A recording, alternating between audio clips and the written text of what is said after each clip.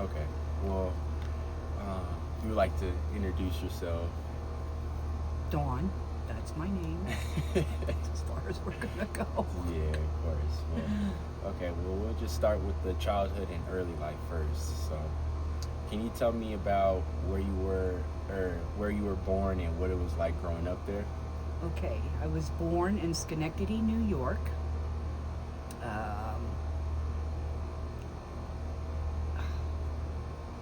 Okay. My mom was 18 when she had me, so she was a baby herself still. But she was, like I said, she was a child with a child and wasn't. I was off in institutions a lot.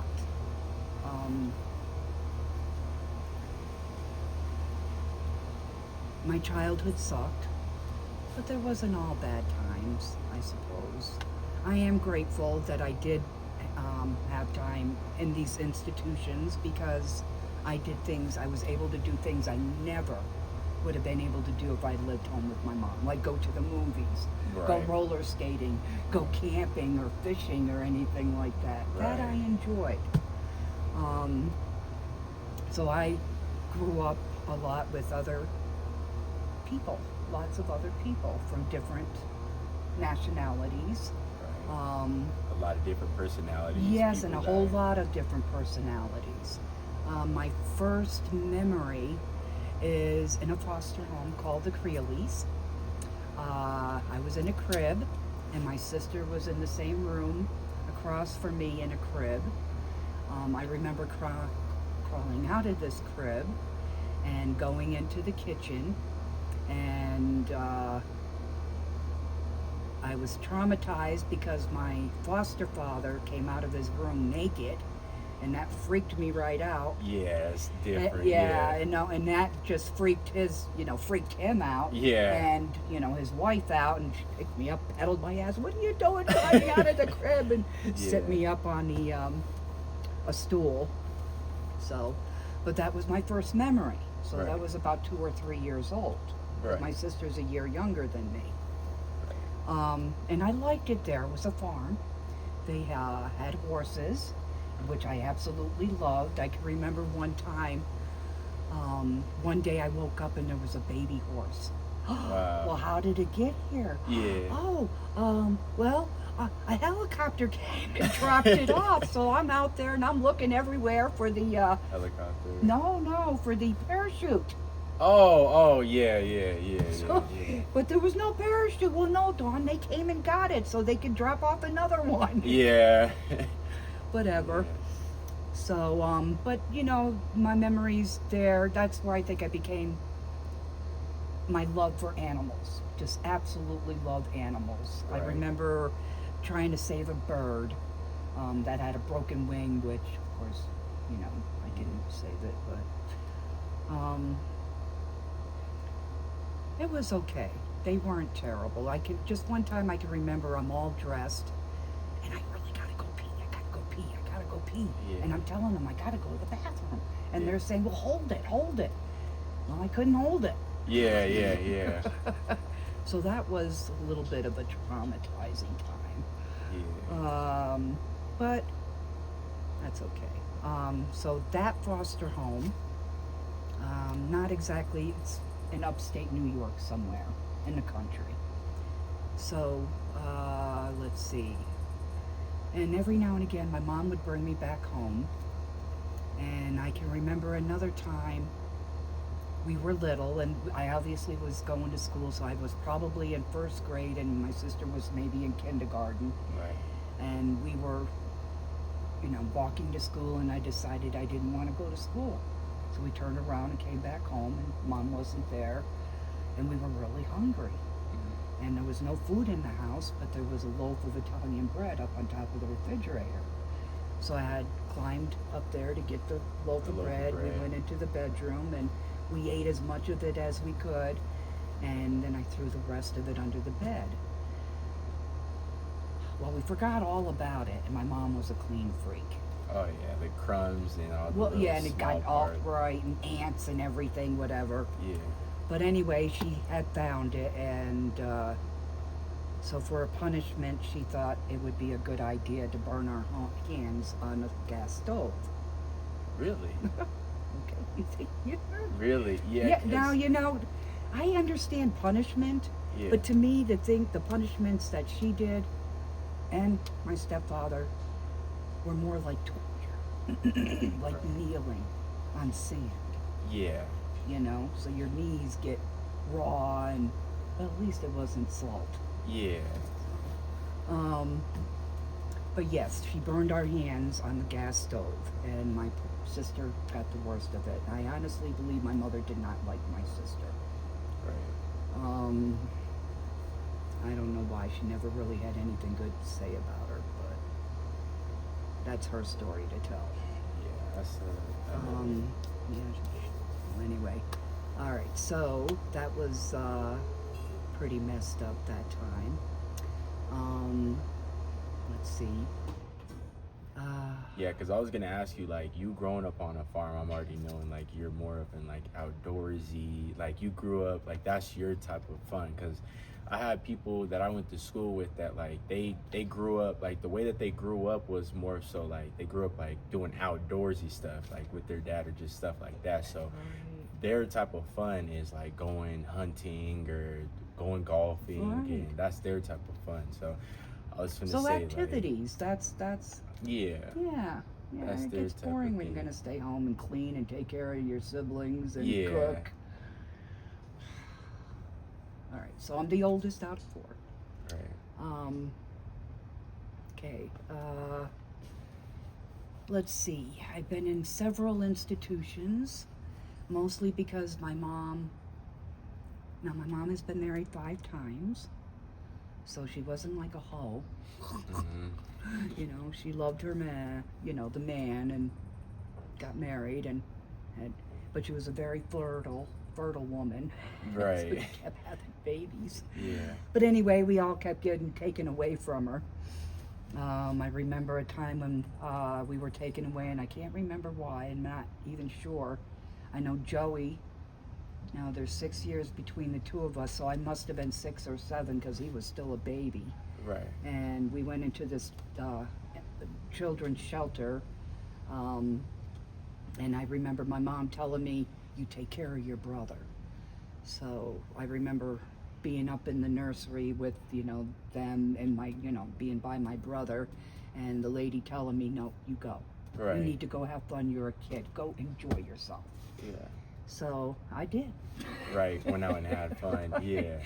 So, but the children's shelter on Union Street in Schenectady, that was my second home, I always said, because that's where I lived at the most. Right. From there, they put you into wherever, a group home, another institution, or whatever. I never made it to the group home because I was considered a runaway. Oh. Okay. I was a runaway. You couldn't keep me anywhere. Right. If I was unhappy, I'm going. But that didn't happen till after I was like 10. All right, 10. Yeah. Yeah.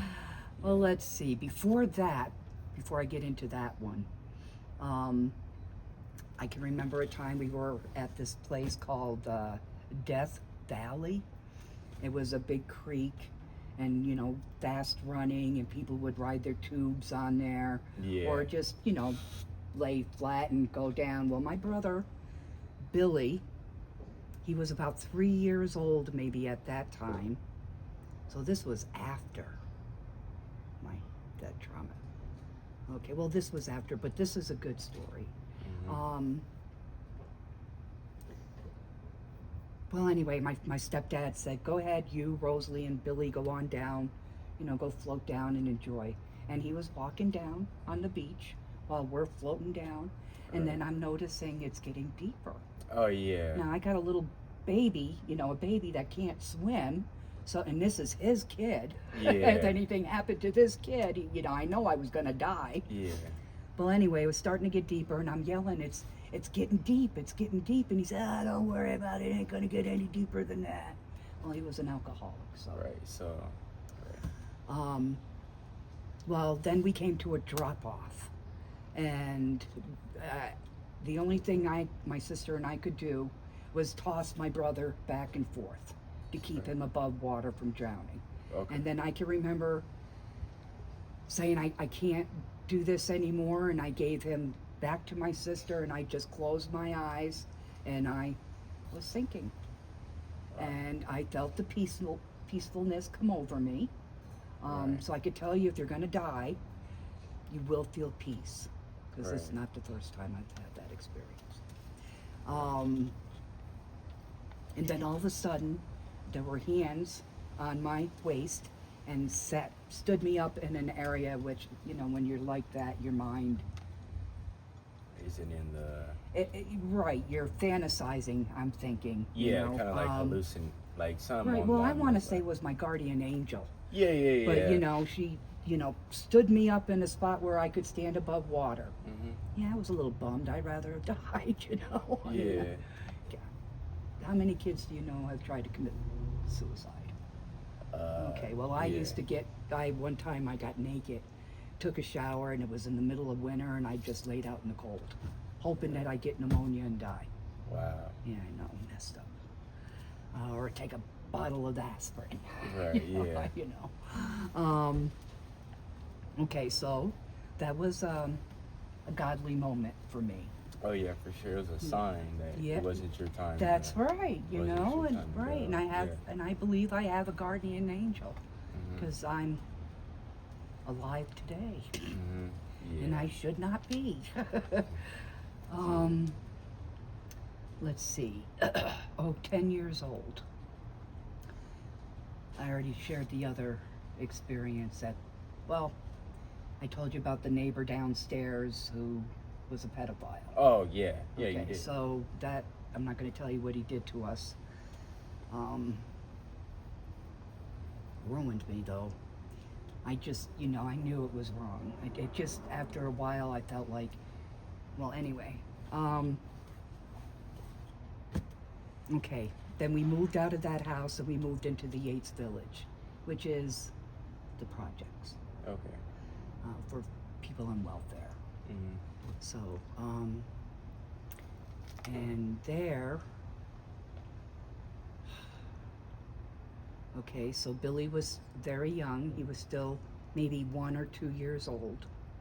And they had gone out because Bill would be drinking all the time, and my mom had the need to be with him when he was out drinking because, He would have got into some serious well, he was trouble. a cheat. He'd cheat on my mom. Oh, so he was kind of just. She would go with him just to To kind of keep him in line, or just right, keeping him from doing this as a right. thing.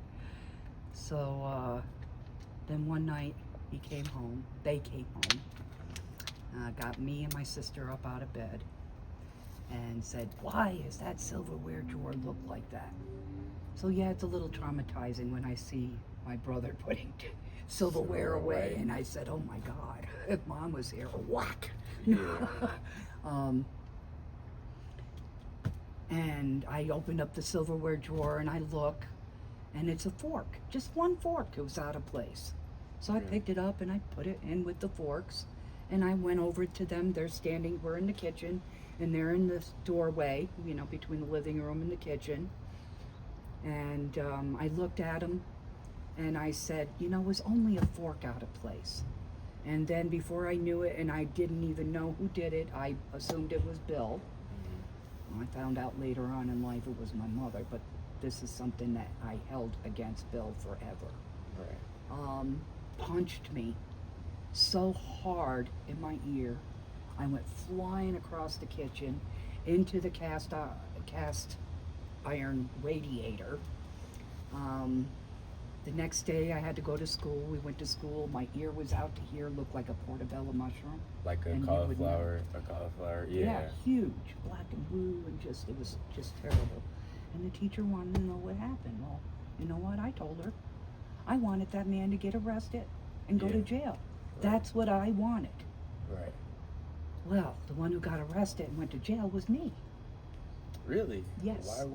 Why And I would didn't they- go to jail. But Oh. to me, being put away into a home, to me that was jail. Yeah. Getting taken away from what Right, you're now used why? to. Why was I being punished? I wanted to know. Yeah. I did not understand that at Yeah. all. Because you're the one that has the like the marks Right, and I'm stuff the like one that. who got beat up and, and Yeah. by an adult. I should indicate that you Right, was the one that was being. Right, well, in their eyes, they were protecting me. Oh, They took me away from the harm. So I Right. didn't get harmed anymore. Okay. Then why keep sending me back? Never understood that. But anyway, now this is back into the children's shelter. I told you it was like my second home. Yeah. All right. So I'm there. And then one night,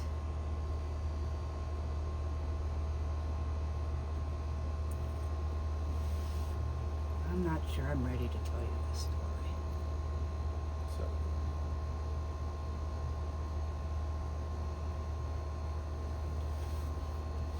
Yep, I'm not ready.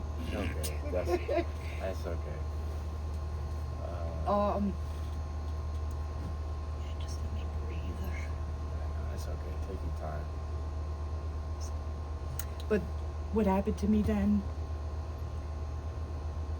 I'd say the rest of that year I decided, fuck adults. They're useless and they don't fucking care. Right. So I decided to take what I felt at 10 was right. I respected people. I thought that was the right thing to do. You be respectful to your elders, right? Right. So I stopped listening. That's when I became a runaway. And did whatever I wanted to do. I didn't care what you said. If I wanted to steal something at the store, what are you going to do? Throw me in jail? I'm already fucking there. Right. Right. Kids are stupid. But anyway, I am grateful that all the shit that happened to me in my younger years, in my childhood years, prepared me for the crap that I was going to go through in my older years. Right. So it got you kind of prepared. Yes, because each traumatic thing that happened was a little easier to deal with. Right. Yeah, It was, 'cause- it's just weird. Children are very resilient, but I do say that it's good to have some drama in your life to get you to be strong Mentally, inside, Yeah. and understand what somebody else may be going through. Right. So, okay, what else do you want to know? Another thing that I wanted to know was, how did you spend your days as a kid? I think you kind of already answered that. Just being on the farm, All right, being apart. okay, that's being a child, but teenagers, big difference. Yeah, if you don't mind speaking upon like how did you spend your days? Like, what games or activities or hobbies you enjoy doing as a teenager? Since we already talked about kid wise. As a teenager, Mm-hmm. well, as a teenager, I dabbled in drugs. And I had a stepfather who was very abusive, physically, verbally, emotionally, but never sexually. I can say that about Right. But he taught me things taught me how to sew, taught me how to crochet, told me these were things that I would need to know when I got out there on my own.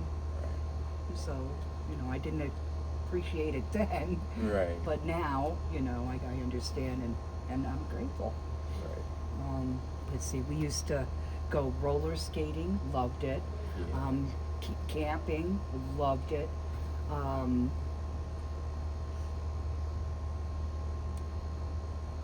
So pot was my big thing, or what did they call it, cannabis? Yeah. Now, yeah. But that was my thing in my, 13. I was at the children's shelter, me and this one girl who was 16, because I was very mature for my age, Right. but very immature when it came to being in a relationship. Okay, yeah, So so- I was not mature enough for that. Right. But I was very grown. And I can't remember this girl's name, but we ran away and we went to her mother's house. Nobody was there. And she had made cookies, the mom did. So I ate some of those cookies. Right. It was good. And then Yeah. we ended up in Troy, I believe. And then we were staying in this vacant house with a bunch of other people who were doing other kinds of drugs.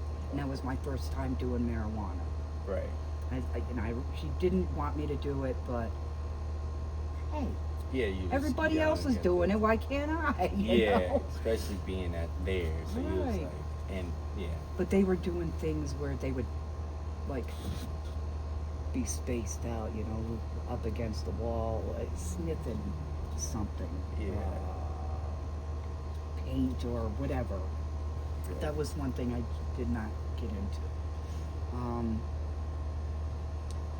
And then one night we were sleeping, and then her boyfriend came over, and then his friend was with him, and then he thought it'd be a good idea to, you know, while they're, you know, he could try that with me, and no, Right. no.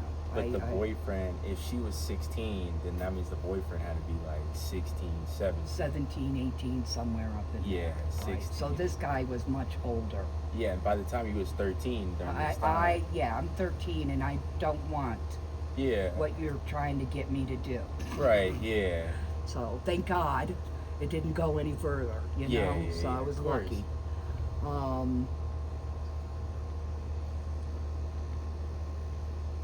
Oh my God, yeah. Wow, I haven't thought about that one in a long time. Another time, I was at the Charlton School for Girls. And that's when I had a boyfriend. Right. Couple actually, Nick Anthony. I'll never forget him. Didn't hear that last name. He was at a place called LaSalle, which I think was a group home for boys. Right. And we had met at the carnival. Oh, that's. Yeah, and then they're in their van and we're in our van, and we had pretty cool house parents, you know, and they stopped and we got to talk with each other, you know, Right. everybody, and it was great. So Nick and I, we hooked up.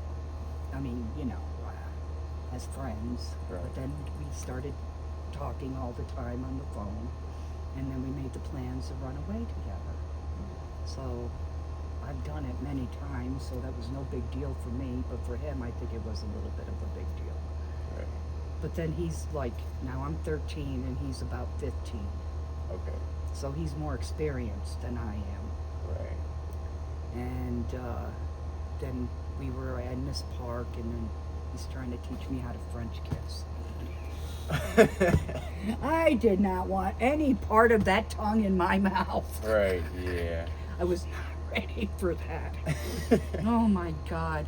But anyway, he ended up going back and I stayed, but then I must have got caught or whatever and ended up going back. Good times. Good old days, good times. Yeah. You know, it was. Yeah, that's good. That's Um, good. Let's see. God, you know, your childhood, you experience so much. Yeah, because you're trying new things and you're Right, doing you're being different things. and me, I was a very open-minded person, and not that I was a follower. I was never a follower, but I was never a leader. Right. But I wanted to have my own opinion, Right. so that's why I tried the different kinds of drugs that I tried. Right. I wanted my own opinion, and thank God, I don't have that addictive personality except for cigarettes. Right. But yeah, tried acid before I reached 18, so I was doing acid, did some coke, sniffing, you know. Yeah. Dabbled with the drinking, but drinking was never my thing. Right. My My stepfather was an alcoholic, so I was very much against alcohol. Yeah. And still to this day, I'm very much against alcohol. Yeah, and like what it can do to What it someone. does, that's right, what it does to somebody's mind, to their body, and how they treat other people. Yeah. I mean, you could sit there and smoke weed and not want to go hurt somebody. Yeah. Or verbally abuse them or beat them, you know? Yeah. Which that's all I ever saw Yeah. with alcohol people. Yeah. They were violent people. Yeah. And I can remember saying, you see? Yeah. I love it. I love nature. That's why I got that bush. It's That's a hummingbird. Yeah, it's a nice bird. Breed of bird. Yeah, I've yet to see male though. Only females come here. But okay, where was I? You was talking about Yes, this is what happens. No, it's okay. You're just talking about how like drinking, how alcohol Okay. can affect somebody. Right. So I did drugs. I didn't do the alcohol thing. I tried, I know Native American and I'm Irish Right. and whatever else. I'm a mutt. But those two people really love their alcohol. Yeah.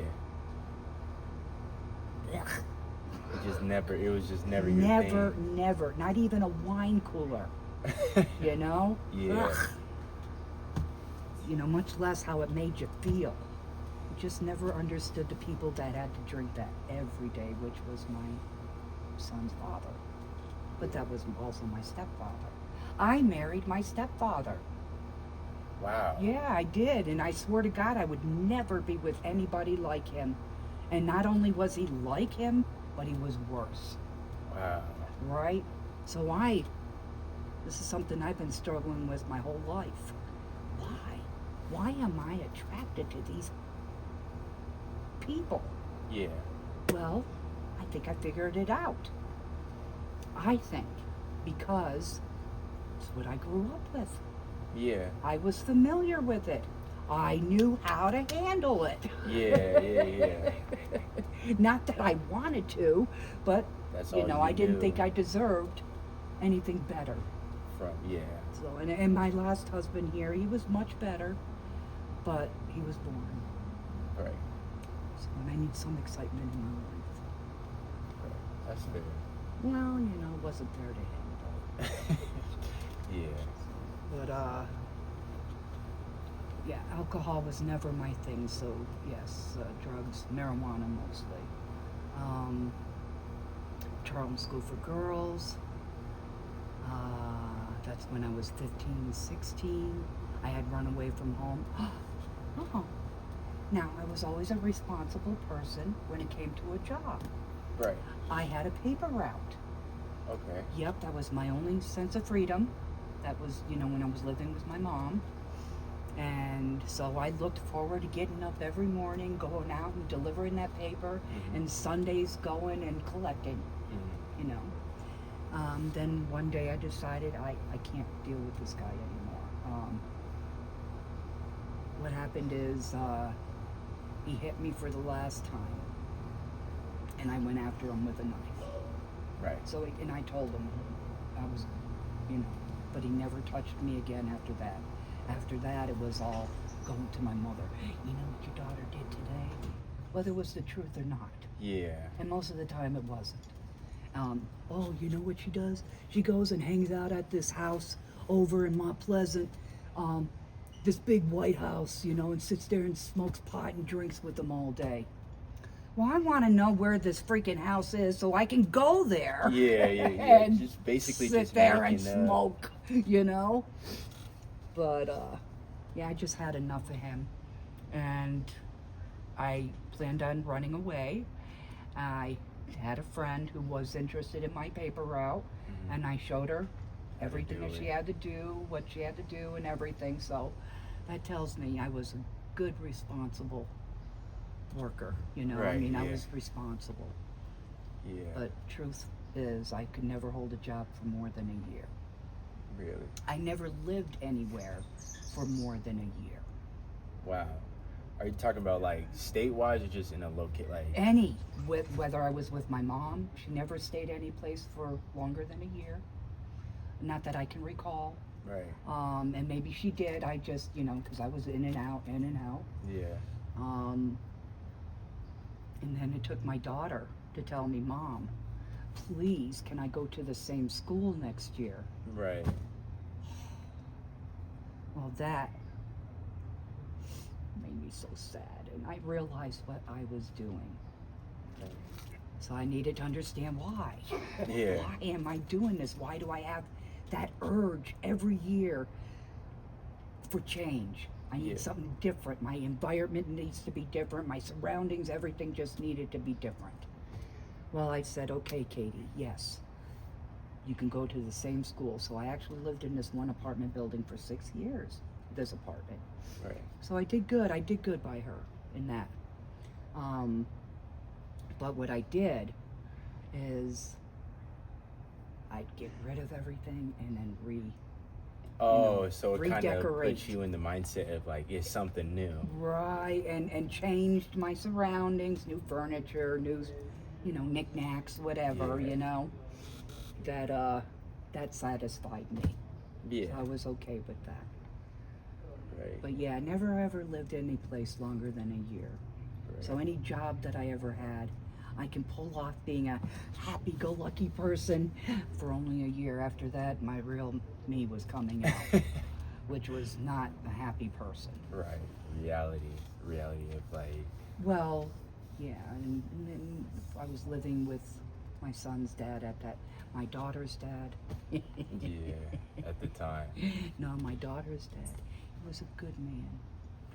He was just very broken, and he was an alkie. Okay. In fact, he had a choice, me or the alcohol, and he chose the alcohol. Wow. But I understood, his mom took him and his siblings out into a field and blew her brains out. And he was the baby. I mean, come on. Wow. How can anybody come back from that? And you think, as broken as I am, I'm going to try to fix him. Yeah. Make him better. Well,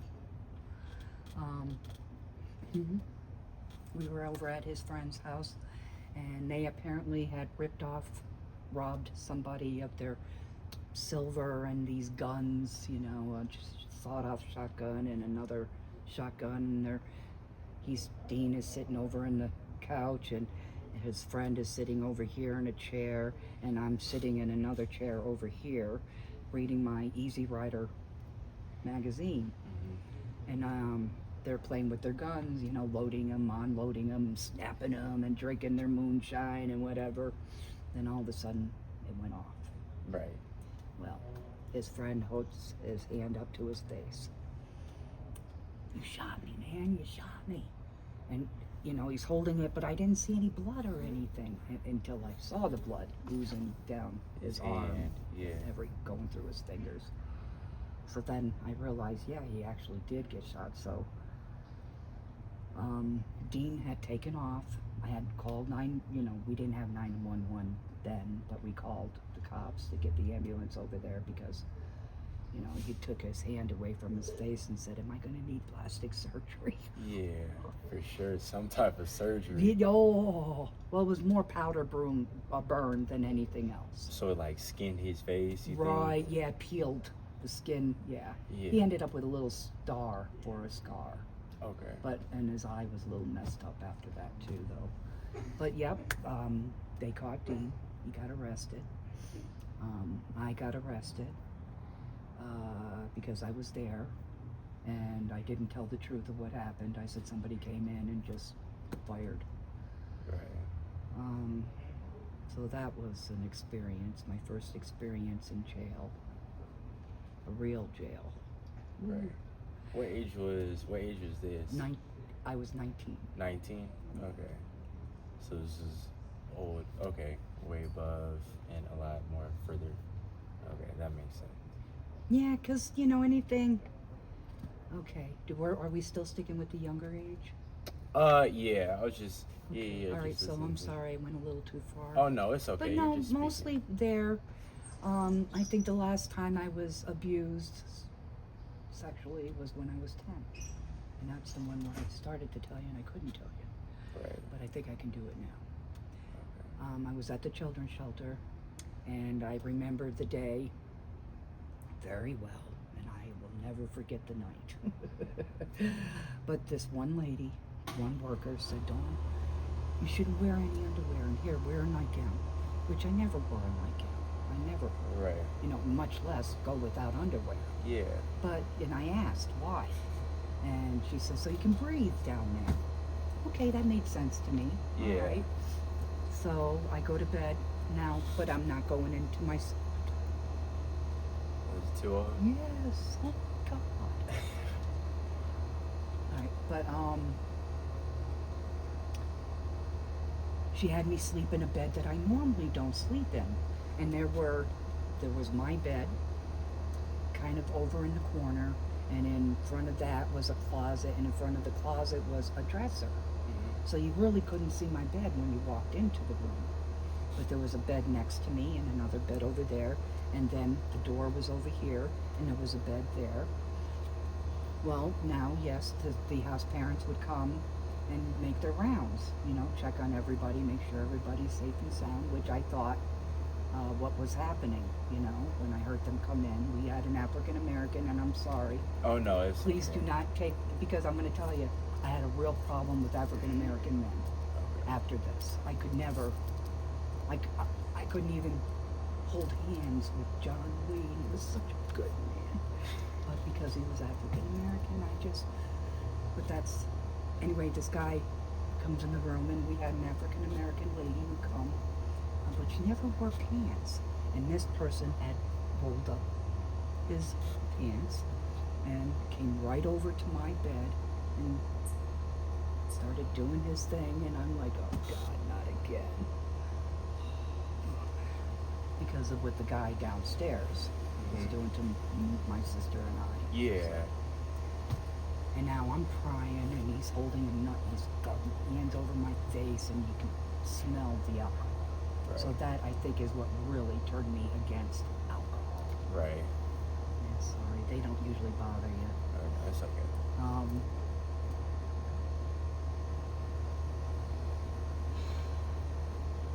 So now I didn't know it was a key. It was only a key. And above my bed, there was a windowsill. So he's, trying to penetrate, and then they were coming up to check.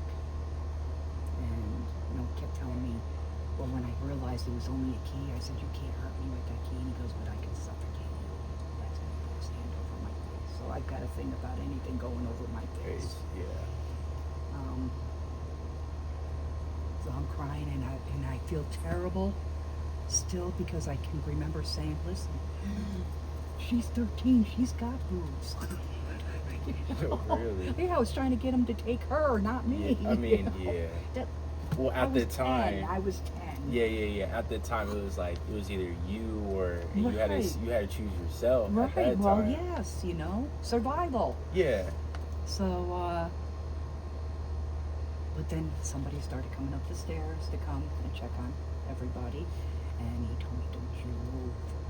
And he went under my bed, and fuck that. I jumped up and I ran. Yeah. Ran down the hall and down the stairs, telling them there's somebody up there. I had cuts on my neck and had blisters down there, and then they have an African American police officer question me. Well, I didn't want to be racist. I mean, not that I even knew what racist meant back then. Right. But you're a black man, and he was like you. Right. So they probably thought it was him that was. Well, no, they didn't think it was him. Just the thing about that, the act itself isn't what traumatized me as much as what happened afterwards. Right. You know what happened afterwards? They didn't believe you. Not that they did. Well, they had no choice. I had cuts, and Well, yeah. they did nothing. Nothing about it. No counseling, nothing. Wow. Except for the person who ran the place, Mrs. Dwyer, has me come into her office. Now, she had just started that position. And she was more concerned about her job than she was about me. So that told me right there, I'm done. Yeah. So anything that was to happen to you, there was gonna be no like. There's gonna be nothing. There was nobody who cared. Yeah. So I had to take care of me. I did not listen to adults anymore after that. I did whatever the hell I wanted, except for when I was home because my mom was very Yeah. punchy, you know. But yes. But the good thing came because I was terrified of black men. Right. Terrified. Not that I let them know that. Right, but it was.